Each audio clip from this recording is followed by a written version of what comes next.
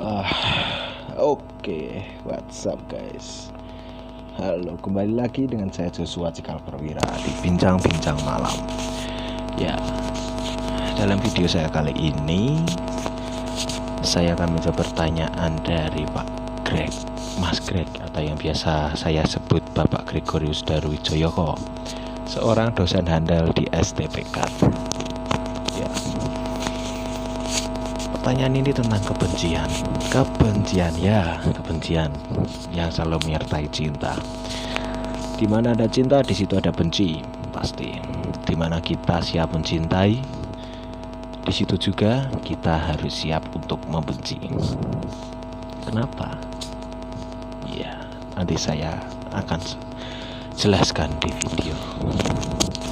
Nah, pertanyaan ini agak keras ya. Ya, memang agak keras. Memang agak keras, tapi memang itulah yang terjadi di masyarakat kita.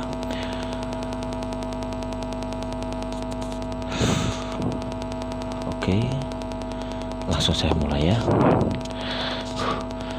Apa itu kebencian? What is envy? Kebencian adalah suatu emosi negatif yang natural, yang alami, yang ada sejak manusia itu diciptakan. Rasa benci ini diawali dengan rasa marah, seperti yang biasa terjadi. Diawali dengan rasa marah, tetapi bukan berarti rasa marah itu akan selalu menjadi benci. Ada saatnya rasa marah tidak menjadi benci. Kasusnya adalah rasa marah yang menjadi benci jika rasa marah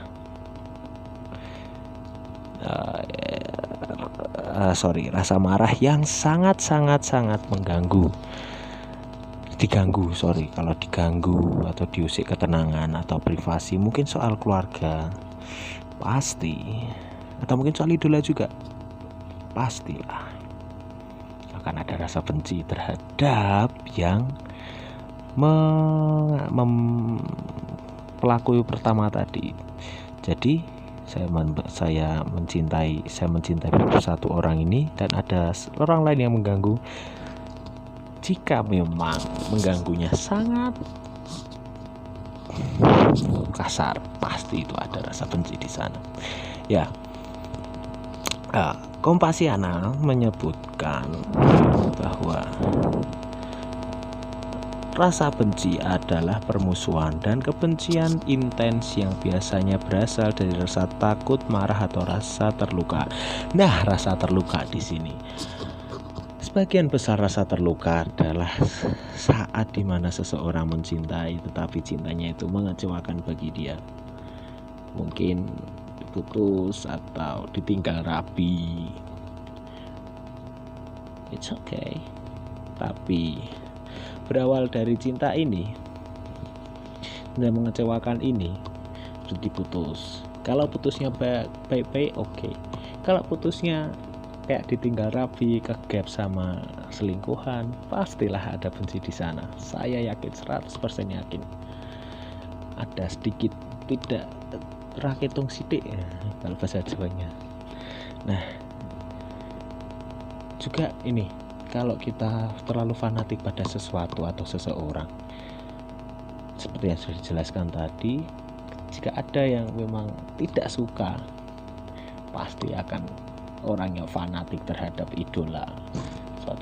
suatu figur atau suatu barang, pasti akan membenci orang yang tidak suka terhadap barang yang kita fanatiki, seperti itu. Nah, lalu pertanyaan selanjutnya, siapa yang bisa menyebarkan kebencian? Siapa yang bisa menularkan virus kebencian ini?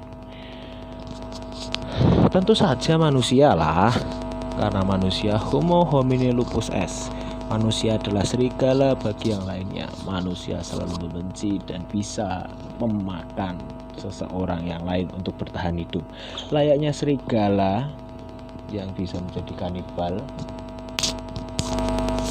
kanibal terhadap kawanannya sendiri untuk bertahan hidup. terkadang untuk memperebutkan makanan, mempertahankan anak-anaknya, atau mempertahankan daerah teritori. Nah, contoh lain lagi adalah orang kaya dengan orang miskin. Orang kaya selalu menganggap orang miskin menghalangi jalannya dan berusaha untuk menyingkirkan mereka. Orang miskin pun begitu. Orang miskin menganggap orang kaya mengancam keadaannya karena perluasan yang dilakukan oleh orang kaya tadi. Nah, kebencian memang sangat memberi perilaku manusia. Tetapi jangan lupa fakta. Tidak semua manusia memiliki rasa benci. Masih ada orang yang bisa memendam rasa benci.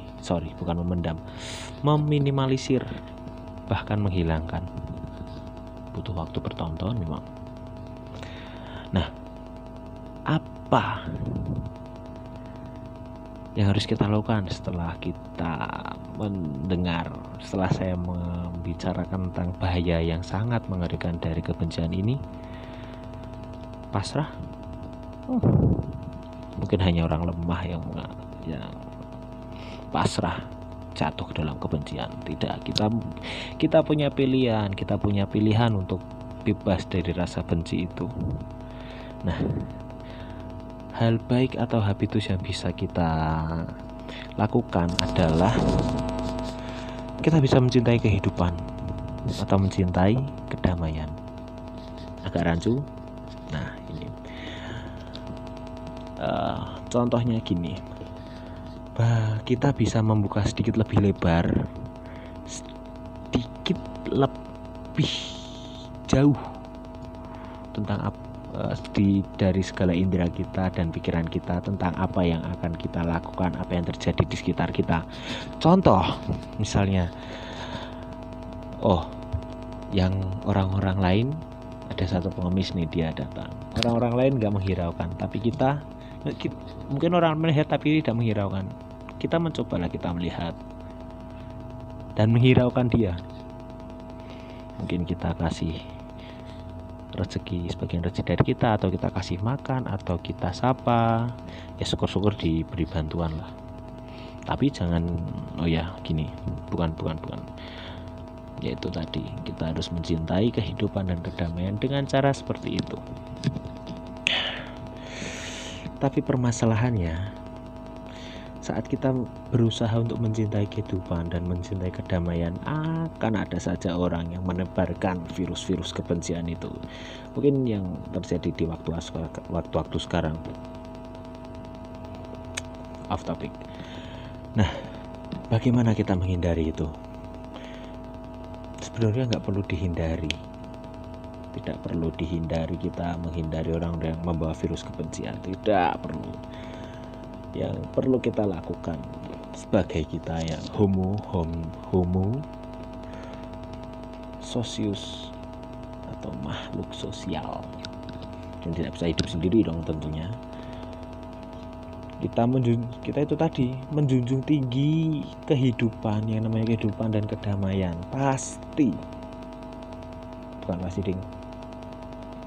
Insya Allah atau dalam nama Tuhan, kebencian akan terkikis.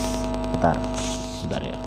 Nah, yang kedua nih, kita harus menjadi orang yang ada interupsi. Yang kedua, kita harus menjadi orang yang responsif pertama-tama, bukan yang reaktif.